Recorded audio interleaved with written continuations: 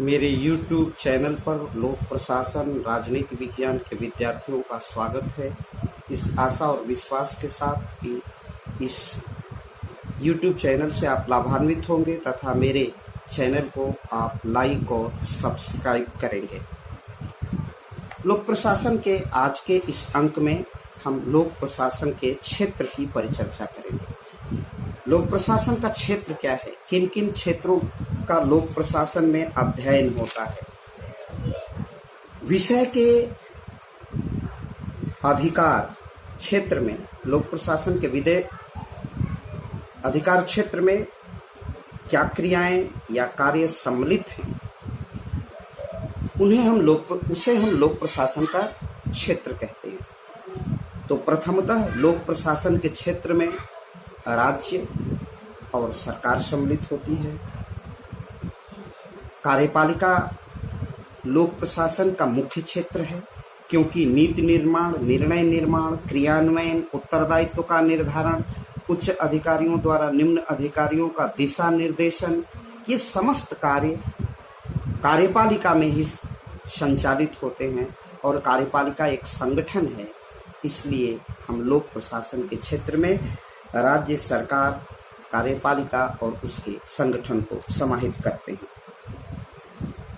लोक प्रशासन में के क्षेत्र को लेकर विद्वानों में एक मत नहीं है, मतैक्य का अभाव है और जितने वैज्ञानिक हुए हैं उन वैज्ञानिकों ने लोक प्रशासन के क्षेत्र के विषय में जितने दृष्टिकोण, जितनी बातें कही हैं, उसके आधार पर हम लोक प्रशासन के निम्नलिखित दृष्टिकोण का विकास कर सकते हैं। ये पृथक पृथक लोक प्रशासन के विद्वान हैं और इन्होंने जितने तरह के मत दिए हैं उनको हम 7 वर्गों में विभक्त करते हैं। इस प्रकार लोक प्रशासन के विषय क्षेत्र को हम 7 पदबंध या 7 बिंदुओं में विभक्त करते हैं।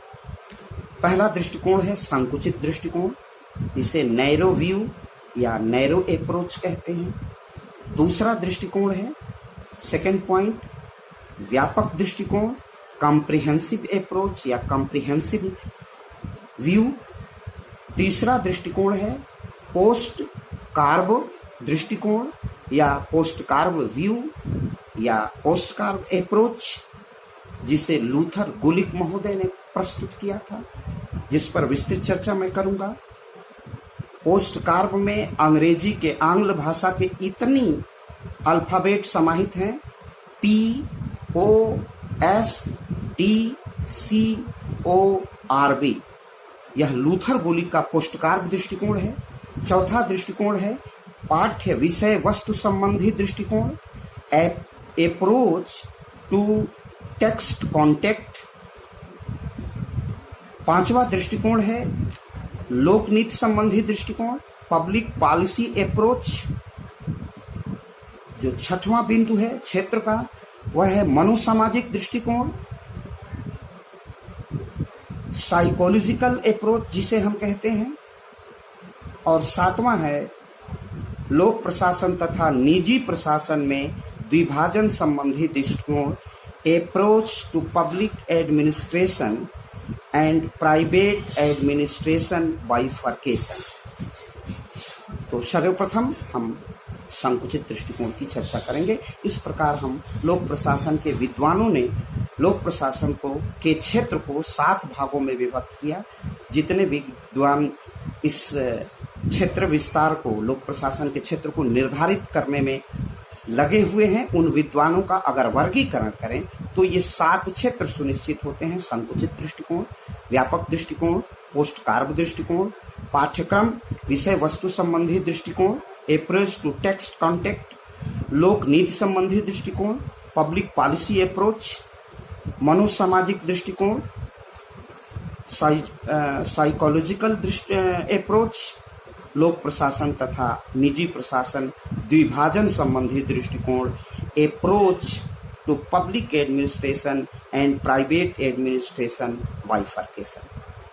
सर्वप्रथम हम संकुचित दृष्टिकोण की चर्चा करते हैं, जिसे नैरो व्यू या नैरो अप्रोच कहा जाता है। संकुचित दृष्टिकोण के अनुसार लोक प्रशासन का संबंध शासन की केवल कार्यपालिका के शाखा से है, एजुकेटिव ब्रांच से है, साइमन महोदय ने कहा है कि लोक प्रशासन केंद्र सरकार, राज्य सरकार तथा स्थानीय सरकार की कार्यपालिका से अंतर संबंधित है। इस प्रकार संकुचित दृष्टिकोण का मानना है कि लोक प्रशासन केवल और केवल कार्यपालिका का अध्ययन है, क्योंकि यही नीतियां बनाती है, यही नीतियों पर निर्णय करती है, यही नीतियों को लागू करती है। नीतियों के लागू करने के लिए जो प्रशासनिक संगठन होता है उसमें उत्तरदायित्व और कर्तव्य का निर्धारण भी कार्यपालिका ही करती है। इसलिए यह लोक प्रशासन का क्षेत्र कार्यपालिका है, जिसे हम संकुचित दृष्टिकोण कहते हैं, क्योंकि वह लोक प्रशासन को कार्यपालिका तक सीमित कर देता है। कुछ विद्वानों के अनुसार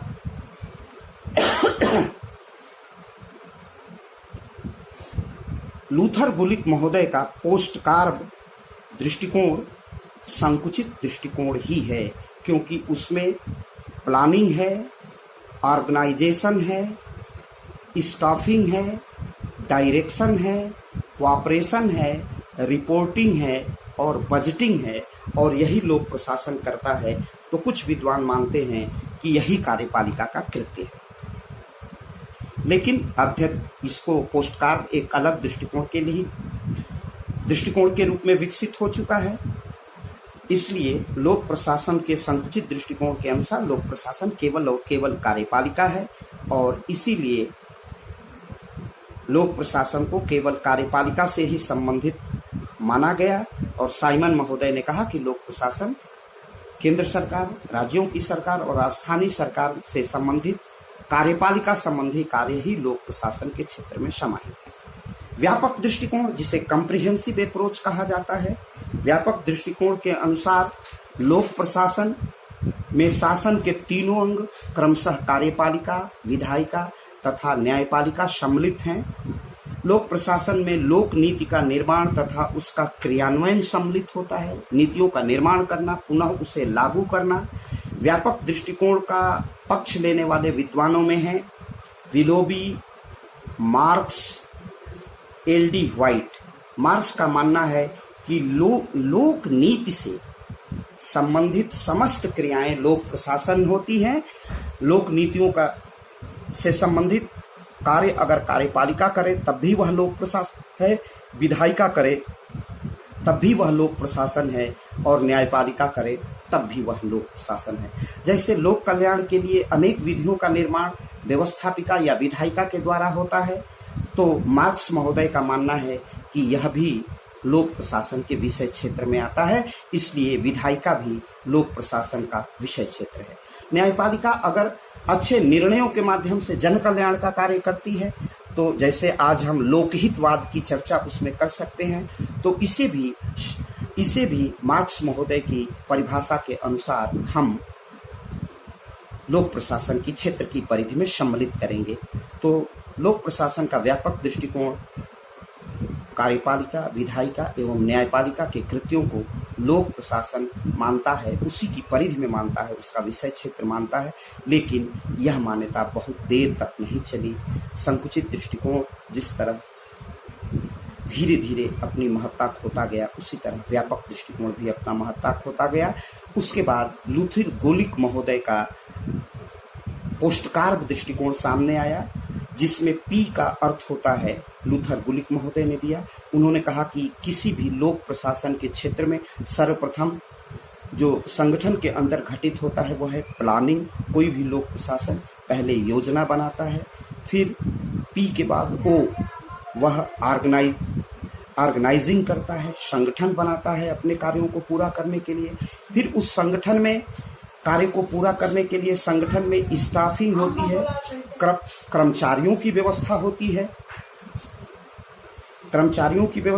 है, फिर उसमें डायरेक्शन होता है, निर्देश होता है, कोऑपरेशन होता है जो CO है। P का अर्थ हो गया प्लानिंग, O का अर्थ हो गया ऑर्गेनाइजिंग, S का अर्थ हो गया स्टाफिंग, D का अर्थ हो गया डायरेक्शन, डायरेक्टिंग निर्देश देना, निर्देश प्रदान करना, CO का अर्थ हो गया कोऑर्डिनेटिंग समन्वय करना, और R का अर्थ हो गया रिपोर्टिंग करना और प्रतिवेदन देना और बी का अर्थ हो गया बजटिंग, बजट तैयार करना। लोक प्रशासन के इस क्षेत्र विस्तार के अनुसार तो लोक प्रशासन के लूथर गुलिक महोदय के पोस्टकार्ब दृष्टिकोण के अनुसार लोक प्रशासन के क्षेत्र में योजना बनाना, संगठन बनाना, कर्मचारियों की व्यवस्था करना, निर्देश प्रदान करना, समन्वय स्थापित करना। यह समन्वय कर्मचारियों के मध्य स्थापित होता है, कार्मिकों के मध्य स्थापित होता है, और वह कार्य जमीन पर निचले स्तर पर पहुंच रहा है कि नहीं, इसलिए वह संगठन के निचले स्तर के कर्मचारी इसका रिपोर्टिंग, इसका प्रतिवेदन उच्च अधिकारियों तक समर्पित या प्रेषित करते हैं, जिसे हम रिपोर्टिंग कहते हैं। बजट तैयार करना, अगर हमारे पास प्लानिंग हो और वित्तीय संसाधनों की व्यवस्था न हो तो वह उसकी प्रासंगिकता नहीं है, उसे हम अर्थ के बिना व्यर्थ की स्थिति मानेंगे और वह पोस्टकार्ब अपने लोक प्रशासन के निर्धारित लक्ष्य को प्राप्त नहीं कर पाएगा। योजना के, अब इसके एक एक पदबंध की चर्चा करते हैं। योजना बनाना, योजना के अभाव में लोक प्रशासन अपना लक्ष्य प्राप्त नहीं कर पाएगा। संगठन बनाना, किसी कार्य को सुचारू रूप से संचालित करने के लिए संगठन आवश्यक होता है, क्योंकि संगठन सुसंगत कार्यों का विभाजन होता है। प्रत्येक व्यक्तियों के मध्य कार्यों का विभाजन किया जाता है, और जब कार्य छोटे छोटे हिस्से में होता है तो वह सहजता से संचालित हो जाता है। इसके अतिरिक्त सिद्धांत, संगठन के नियम तथा कार्य विभाजन के माध्यम से समन्वय एवं संगठन के माध्यम से ही किया जा सकता है, जो संगठन को उपादेय एवं प्रासंगिकता को स्थापित करता है। इसलिए किसी भी संगठन के माध्यम से ही हम लोक उद्देश्यों को, जन उद्देश्यों को, जनता के कार्यों को हम या जन सेवा के कार्यों को संपादित कर सकते हैं। तीसरा है कर्मचारियों की व्यवस्था करना। कर्मचारियों के माध्यम से ही लोक प्रशासन अपने लक्ष्यों को प्राप्त करता है। चौथा है निर्देश प्रदान करना, डायरेक्टिंग, निर्णय करना। लोक प्रशासन का मुख्य कार्य निर्णय लेना और निर्णय को लागू करने के लिए कार्मिकों को, कर्मचारियों को आवश्यक निर्देश देना या आदेश देना है, और आदेश के अभाव में लोक प्रशासन अपने लक्ष्य को प्राप्त नहीं कर पाएगा। समन्वय स्थापित करना, कार्य विभाजन करना तथा उचित कार्मिक को प्रदान करना समन्वय कहलाता है, और बिना समन्वय के कोई लोक प्रशासन अपने उद्देश्यों को प्राप्त नहीं कर सकता है। मैं कई बार इस पर वार्ता कर चुका हूं कि समन्वय कार्मिकों के मध्य होता है। अगर एक कार्मिक, दो कार्मिक काम नहीं कर रहे हैं किन्हीं कारणों से, तो अन्य कार्मिक मिलकर उस कार्य को पूरा कर देते हैं। इससे कार्मिकों का या लोक प्रशासन का इस पोस्टकार्ब के दृष्टिकोण का समन्वय कहते हैं। जिला अधिकारी अपने समस्त उप जिलाधिकारियों से समन्वय स्थापित करता है। पुलिस अधीक्षक अपने सदैव सर्किल अफसरों के साथ, क्षेत्राधिकारियों के साथ समन्वय स्थापित करता है। प्रतिवेदन देना, प्रशासन के कृत्य सफलतापूर्वक संचालित हो रहे हैं कि नहीं, इसे नीचे के कर्मचारी अपने ऊंचे के अधिकारियों को रिपोर्टिंग करते हैं कि यह कार्य इतने मात्रा में हुआ है, इतनी मात्रा में नहीं हुआ है। तब इसे लोक प्रशासन के उच्च अधिकारियों को निर्णय लेने में सहजता होती है, और इसकी ऑडिटिंग करने में कि लोक प्रशासन अपने उद्देश्यों में सफल होता है अथवा सफल नहीं होता है, इस तथ्य का संज्ञान लेना भी लोक प्रशासन के उच्च अधिकारियों का कार्य होता है, जो प्रतिवेदन के माध्यम से ही संपन्न होता है। फिर इसके बाद आता है बजट तैयार करना। बजट में सम्मिलित होता है वित्त या बजट। लोक प्रशासन की प्राणवायु है। जैसे ये शरीर संचालित हो रहा है, उसका मुख्य आधार हमारा श्वास है। जिस दिन हम श्वास निकल जाता है, हम निर्जीव हो जाते हैं, पार्थिव हो जाते हैं। उसी प्रकार पूरे संगठन में, पोस्टकार्ब में अगर बजट न हो तो किसी पर भी क्रियान्वयन संभव नहीं हो जाता है। तो बजट लोक प्रशासन का प्राण है, और बजट में होता है आय और व्यय का विवरण। कितनी हमारी आय हुई है और कितना व्यय होगा, इसी को हम बजट कहते हैं। बजट में राजस्व आदि के माध्यम से वित्त का प्रबंधन होता है, वित्त को प्राप्त किया जाता है। राजस्व के लिए हम कर लगाते हैं, व्यय करते हैं, व्यय का अंकेक्षण करते हैं, ऑडिटिंग करते हैं। वित्त का हम उसके माध्यम से लोक प्रशासन वित्त का प्रबंधन करता है। योजना का निर्माण करना बजट में सम्मिलित होता है।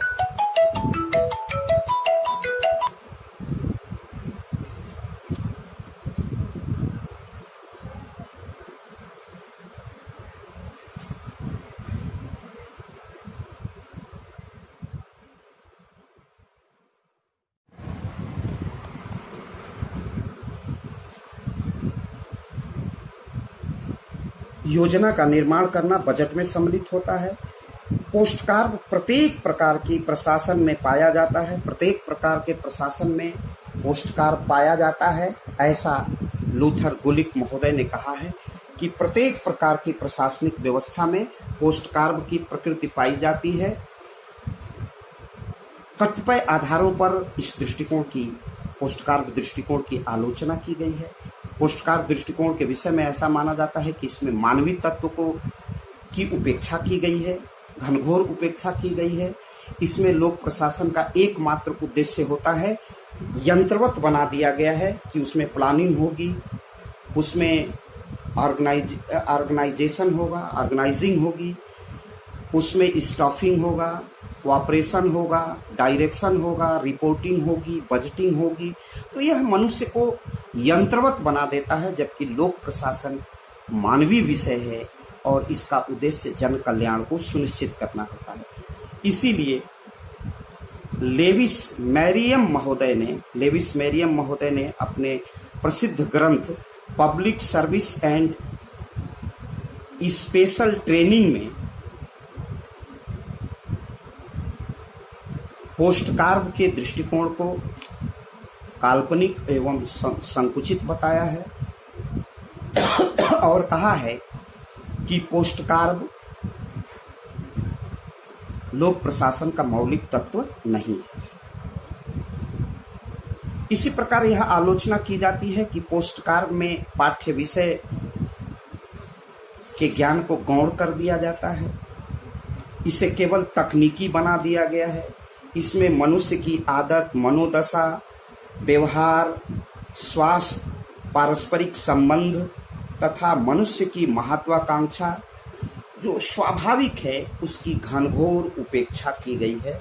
और लोक प्रशासन मनुष्य की मनोदशा, मनुष्य के सपने, मनुष्य की आकांक्षाएं, मनुष्य के पारस्परिक संबंध, इससे लोक प्रशासन प्रभावित होता है, जिसकी पोस्टकार्ड दृष्टिकोण में उपेक्षा किया गया है।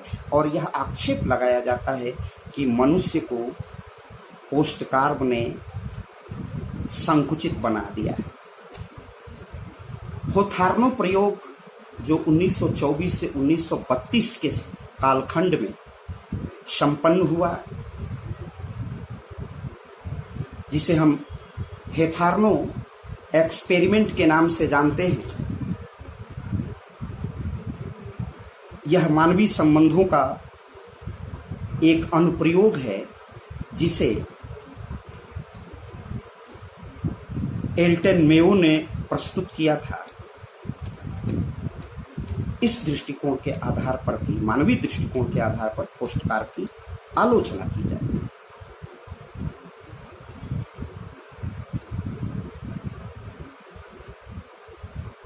इस प्रकार लोक प्रशासन के क्षेत्र में पोस्टकार्ड दृष्टिकोण को उतनी मान्यता नहीं मिली। प्रारंभ में इसके प्रति आकर्षण रहा, लेकिन लोक प्रशासन अपने मूल प्रकृति की ओर, जब लोक प्रशासन की ओर चलता है तो बहुत लंबे समय तक लोक प्रशासन के इस दृष्टिकोण को मान्यता नहीं मिल पाती।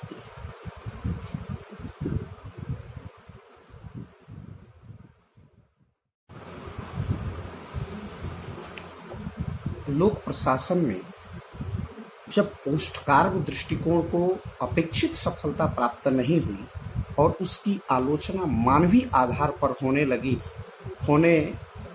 लगी या की जाने लगी, तो पोस्टकार्ब के प्रतिक्रिया स्वरूप और पोस्टकार्ब पर जो आक्षेप लगाया गया था वह आक्षेप था मानवीय पक्ष की उपेक्षा करना। मानवीय पक्ष की उपेक्षा करना का अभिप्राय है कि मनुष्य यंत्र नहीं है। अगर हम बीमार हैं तो हमसे अधिक कार्य नहीं कराया जा सकता। अगर मेरा मन प्रसन्न नहीं है तो मुझसे अधिक कार्य लेना संभव नहीं होगा। तो मनुष्य की जो आवेग, संवेग, संवेदना, जो स्वास्थ्य, पारस्परिक संबंध, अच्छे वातावरण, कार्य करने के वातावरण का विकास, ये मानवीय तत्व हैं और पोस्टकार्ब इन तत्वों की उपेक्षा कर देता है। पोस्टकार्ब में सब कुछ यंत्रवत हो जाता है। रिपोर्टिंग होगी, बजटिंग होगी, कोऑपरेशन होगा। एक कोऑपरेशन का शब्द थोड़ा सा मानव को मानव की गरिमा के अनुरूप ले जाने का प्रयास करता है, लेकिन अन्य तत्वों की उपेक्षा हो जाती है। अगर कल्पना करिए कि एक परिचारक चपरासी बीमार है और उसके घर जिले का जिला अधिकारी उसकी हालचाल पूछने चला जाता है और कहता है कि आप बीमार हैं, आराम कर लीजिए, स्वस्थ होंगे तब आप अपने कार्य पर आइए। तो जब वह स्वस्थ होकर जिला अधिकारी के कार्यालय में पहुंचेगा और जिला अधिकारी ने जिस मानवीय संवेदना से अपने कर्मचारी का स्पर्श किया है, वह चपरासी जिला अधिकारी का मुरीद हो जाएगा। जिला अधिकारी का एक चपरासी के घर जाना उसका मानवीय होना है और पोस्टकार्ड में इन्हीं तत्वों की उपेक्षा हो गई थी। तो इसके बाद जो तीसरा क्षेत्र, तीन क्षेत्रों के बाद संकुचित दृष्टिकोण, व्यापक दृष्टिकोण, पोस्टकार्ब के दृष्टिकोण के बाद जो चौथा महत्वपूर्ण क्षेत्र है लोक प्रशासन का है, वह विषय वस्तु संबंधी दृष्टिकोण का है।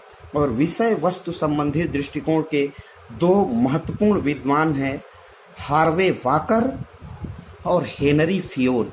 हार्वे वाकर और हेनरी फियोल ने लोक प्रशासन के क्षेत्र को विस्तार देते हुए इसे 10 भागों में विभक्त किया है और उन्होंने कहा है कि जहां राजनीतिक निर्णय होते हैं वो लोक प्रशासन का क्षेत्र है, जहां वैधानिकता के आधार पर प्रशासनिक निर्णय होते हैं वह लोक प्रशासन है, जहां वित्त से संबंधित कोई निर्णय निर्माण, नीति निर्माण होता है वह लोक प्रशासन है। रक्षा, डिफेंस, शिक्षा, एजुकेशन, समाज, आर्थिक जहां पर निर्णय लिया जाता है, आर्थिक नीतियां बनाई जाती हैं वह लोक प्रशासन का क्षेत्र है। विदेश नीति, डिप्लोमेसी, जो आप 3rd पेपर में पढ़ेंगे, वह भी विदेश नीति का भाग लोक प्रशासन का क्षेत्र है। और उस जमाने में जब हेनरी फियोल और हार्वे वाकर महोदय लोक प्रशासन को क्षेत्र को बता रहे थे, तो ये यूरोप के थे, विशेष रूप से यूनाइटेड किंगडम, ब्रिटेन के थे। तो उस समय साम्राज्यवाद का बोलबाला था। जैसे उपनिवेश, यूनाइटेड किंगडम का उपनिवेश भारत में था, श्रीलंका में था, बहुत से दक्षिण अफ्रीका में था। तो ये उनका साम्राज्यवाद था।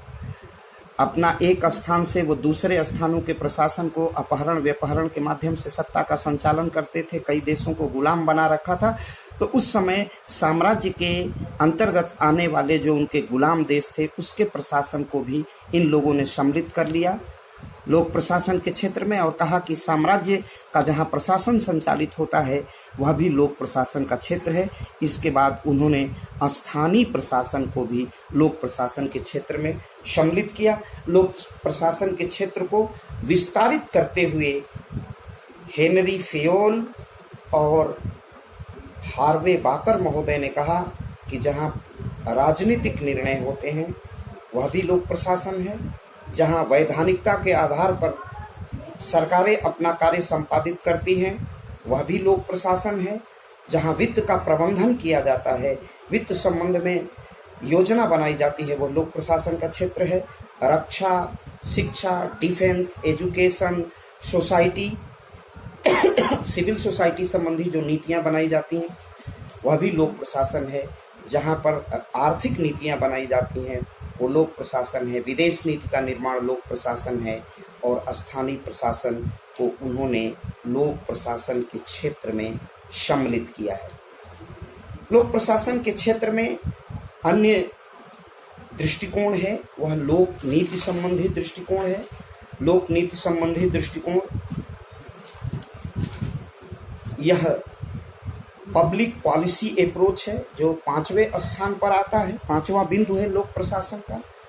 लोक प्रशासन के अनुसार इनके प्रमुख पक्षपोषक विद्वानों में से है एल.डी. व्हाइट महोदय। एल.डी. व्हाइट महोदय ने कहा है कि जहां भी लोक नीति का निर्माण होता है वो किसी प्रकार की सरकार हो, स्थानीय सरकार हो, केंद्र की सरकार हो, राज्यों की सरकार हो, अगर वह लोक नीति का निर्माण करती है, लोक नीति का क्रियान्वयन करती है, तो इस क्षेत्र को भी हम लोक प्रशासन के क्षेत्र में समाहित करेंगे। व्हाइट लोक नीति के क्रियान्वयन तथा लोक नीति के निर्माण को लोक प्रशासन का क्षेत्र मानते हुए कहते हैं कि लोक नीति का निर्माण उतना ही महत्वपूर्ण है जितना लोक नीति का क्रियान्वयन। इस प्रकार लोक नीति का निर्माण और क्रियान्वयन को उन्होंने लोक प्रशासन के परिधि में रखा है। उन्होंने कहा कि लोक नीति एक स्थूल विचार है कि हमें नीति बनाना है जनता के लिए, बड़ा विचार है, और उसका क्रियान्वयन करना बहुत सूक्ष्म स्तर पर है। कोई प्रशासनिक अधिकारी उसका निर्णय लेता है कि किस प्रकार हम इस नीति को जनता तक ले जाएंगे। इसे बाद के अध्ययन में हम लोग जब हम 5वें और 6वें यूनिट 5वीं यूनिट में पहुंचेंगे, 4थी 5वीं यूनिट में, तो हम जिला अधिकारी और सचिवालय का जब अध्ययन करेंगे, नौकरशाही का अध्ययन करेंगे, तो उसमें यह तथ्य विस्तृत रूप से आएगा। इस प्रकार एल.डी. व्हाइट ने लोक नीति का निर्माण और उसके क्रियान्वयन की परिधि को भी लोक प्रशासन माना है और उसे और कहा है कि यह लोक प्रशासन का वास्तविक और मूल क्षेत्र है। इसके बाद 6ठे नंबर पर जिस दृष्टिकोण की चर्चा होती है वह मनोसामाजिक दृष्टिकोण है।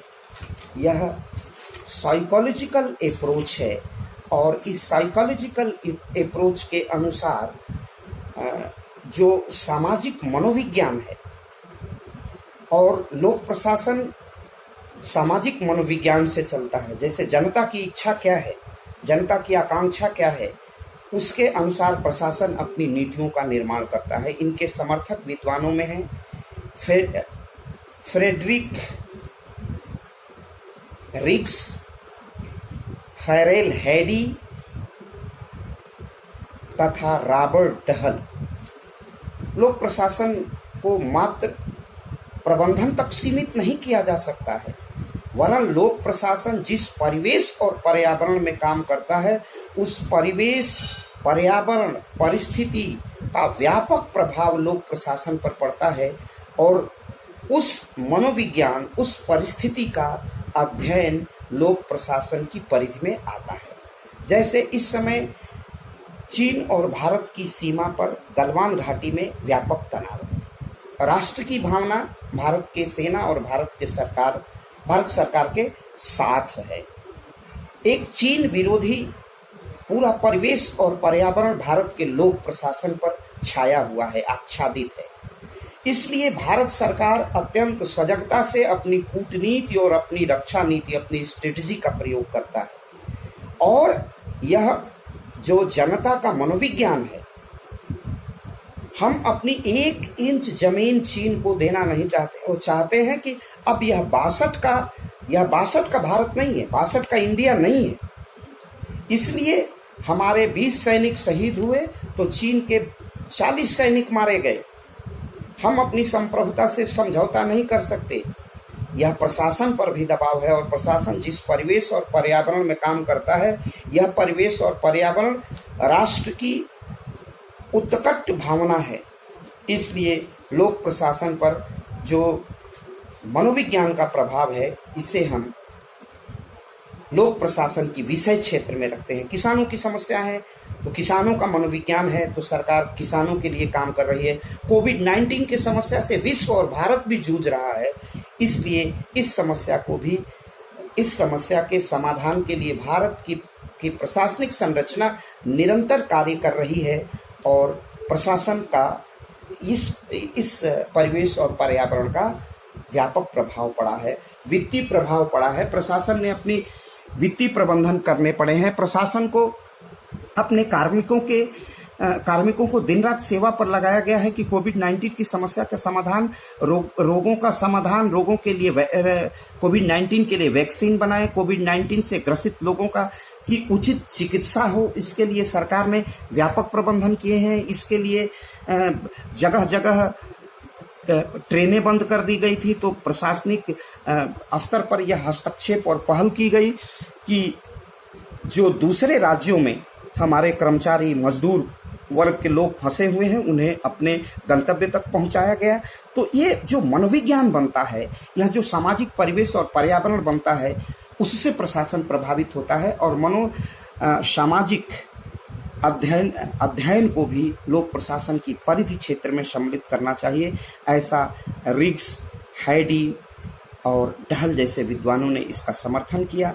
रॉबर्ट डहल का मानना है कि लोक प्रशासन के तुलनात्मक अध्ययन से लोक प्रशासन के विज्ञान बनने में सहायता मिलती है। हम तुलना करते हैं और यह तुलना सामाजिक दृष्टिकोण से ही आता है, मनोविज्ञान से आता है, जो जन मनोविज्ञान है, जो प्रशासन जिससे व्यक्ति प्रभावित होता है और जिनके लिए प्रशासन को कार्य करना होता है, उस मनोविज्ञान की परख करनी पड़ती है। इसलिए रिग्स जैसे विद्वानों ने इस मनोसामाजिक क्षेत्र को लोक प्रशासन का अनिवार्य अंग बताया है, या वहां तक उसकी पहुंच और परिधि का निर्धारण किया है। इसके बाद लोक प्रशासन का जो अंतिम दृष्टिकोण है, वह है जो 7वां दृष्टिकोण है कि लोक प्रशासन एवं निजी प्रशासन में अंतर होना चाहिए। लोक प्रशासन अलग अवधारणा है और निजी प्रशासन एक अलग अवधारणा है। इसमें महत्वपूर्ण विद्वान है हेनरी फेयोल। हेनरी फेयोल के अनुसार लोक प्रशासन का क्षेत्र विस्तृत है, अतः लोक प्रशासन तथा निजी प्रशासन में भेद करना संभव नहीं हो पाएगा। तो जो बाइफर्केशन का दृष्टिकोण है, वह प्रतिस्थापित करता है कि लोक प्रशासन एवं निजी प्रशासन अंतर है। लोक प्रशासन का उद्देश्य अधिकाधिक मात्रा में लोगों का कल्याण करना है, जबकि निजी प्रशासन का उद्देश्य भी लोक कल्याण करना है, लेकिन वह व्यापक अर्थों में लोक कल्याण नहीं है। अगर हम किसी एनजीओ को देखें तो एनजीओ का उद्देश्य भी लोक कल्याण को सुनिश्चित करना होता है, लेकिन एनजीओ व्यापक पूरे राष्ट्र में लोक कल्याण के कृत्यों का संचालन नहीं करता है। उसके लिए प्रबंधन या वित्त का प्रबंधन राजकीय या राष्ट्र के बजट से नहीं होता है, देश के बजट या राज्य के बजट से नहीं होता है। निजी जो प्रशासन है, उसका अपना बजट होता है। वो निजी प्रशासन का उद्देश्य सीमित होता है और लोक प्रशासन का उद्देश्य व्यापक होता है। यद्यपि अगर हम आधुनिक 21वीं शताब्दी के दूसरे दशक में देखें, बल्कि 20वीं शताब्दी के प्रारंभिक दशक में 1991 में उदारीकरण, भूमंडलीकरण को स्वीकार कर लिया गया और उसके बाद लोक प्रशासन के क्षेत्र में अधिकाधिक मात्रा में निजी प्रशासन को सम्मिलित किया जाने लगा। तब यह यक्ष प्रश्न हो गया कि लोक प्रशासन में निजी प्रशासन और लोक प्रशासन में अब बहुत अंतर करना संभव नहीं है।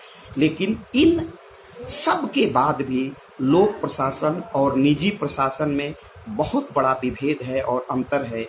लोक प्रशासन ने अपने प्रशासन में निजीकरण को स्वीकार किया है, लेकिन शांति व्यवस्था, सुरक्षा, राष्ट्र की परराष्ट्र नीति बनाना, इन सब महत्वपूर्ण चीजों में लोक प्रशासन ही कार्य करेगा, निजी प्रशासन कार्य नहीं करेगा। कुछ सीमित मात्रा में हम उदारीकरण के तहत उदारीकरण की प्रक्रिया में निजीकरण के या निजी प्रशासन को स्वीकार कर सकते हैं। पहले भी भारत में मिश्रित अर्थव्यवस्था थी, तो वहां निजी उद्योग और सार्वजनिक उद्योग एक साथ चलते थे, तो उसमें एक स्पष्ट विभाजन रेखा थी। लेकिन अब विभाजन की मात्रा कम हुई है, बहुत से विभागों को निजी क्षेत्रों में दिया गया है। इसके उपरांत भी लोक प्रशासन और निजी प्रशासन में विभेद विद्यमान है। लोक प्रशासन ही लोक कल्याण का अधिकाधिक कृत्य करता है। इसलिए लोक प्रशासन एवं निजी प्रशासन में विभेद का यह दृष्टिकोण आज भी विद्यमान है। मैं समझता हूँ कि यह लोक प्रशासन के क्षेत्र का आप समुचित और व्यापक दिग्दर्शन कर चुके हैं, और इसके साथ मैं लोक प्रशासन की अर्थ, प्रकृति और क्षेत्र की परिचर्चा को समाप्त करता हूं। अब एक छोटा सा विषय इसके साथ जोड़ता है, लोक प्रशासन का महत्व। लोक प्रशासन का महत्व आज अधिकाधिक मात्रा में बढ़ गया है, क्योंकि जब से निजी प्रशासन का समावेश लोक प्रशासन के क्षेत्र में हुआ है, तब से लोक प्रशासन की सचेतता और बढ़ गई है, इसका महत्व और बढ़ गया है। अब लोक प्रशासन को अपने समस्त कृत्यों की देखभाल करनी है, केयर टेकिंग करनी है, साथ साथ निजी प्रशासन के उन उच्छृंखल कृत्यों को भी देखना है। और विदेशी कंपनियां भी लोक प्रशासन के क्षेत्र में आ गई हैं, तो वहाँ की सभ्यता, वहाँ की संस्कृति भी आती है, तो हमारी सभ्यता और संस्कृति से टकराती है, तो शांति और व्यवस्था की प्रतिस्थापना करना एक महत्वपूर्ण कृत्य हो जाता है। इसलिए लोक प्रशासन की महत्ता उदारीकरण के बाद और व्यापक हुई है, उसके उत्तरदायित्वों में वृद्धि हुई है। लोक कल्याण का भी महत्वपूर्ण कार्य लोक प्रशासन के द्वारा भी संपादित होता है। इसलिए स्वतंत्रता के पूर्व लोक प्रशासन का क्षेत्र उतना सक्रिय नहीं था, क्योंकि वहां पर हमारी जनसंप्रभुता नहीं थी और हमारा प्रशासन नहीं था। लेकिन स्वतंत्रता के उपरांत लोक प्रशासन का क्षेत्र लगातार सघन होता गया है, लगातार विस्तृत होता गया है। लोक प्रशासन का उत्तरदायित्व बढ़ा है। निजीकरण और भूमंडलीकरण की प्रक्रिया में जब से WTO की स्थापना हुई और भारत की अपनी आवश्यकता और व्यवस्था के अनुसार भारत ने निजीकरण को स्वीकार किया है, निजी प्रशासन को स्वीकार किया है, उसमें हमारे लोक प्रशासन का महत्व और अधिकाधिक मात्रा में बढ़ गया है। और इसी के साथ यह सीरीज लोक प्रशासन के अर्थ, प्रकृति और विषय क्षेत्र और उसकी महत्ता का संपन्न होता है। आशा है आप इससे लाभान्वित होंगे और अन्यों को भी लाभान्वित करने का, अन्य विद्यार्थियों को, अपने मित्रों को लाभान्वित करने का सदप्रयास करेंगे और इस चैनल का और विस्तार करेंगे। आपका बहुत बहुत धन्यवाद। मेरी ढेर सारी शुभकामनाएं कि मेरे आख्यानों के माध्यम से आपका लोक प्रशासन के क्षेत्र में ज्ञान और आगे बढ़ता रहे, निरंतर प्रगति करता रहे, उत्तरोत्तर सघन होता रहे, आपका ज्ञानार्जन द्विगुणित होता रहे। इन्हीं शुभकामनाओं के साथ आपका बहुत बहुत आभार। पुनः अगले अध्याय के साथ पुनः हम लोग मिलेंगे। आपका बहुत बहुत धन्यवाद।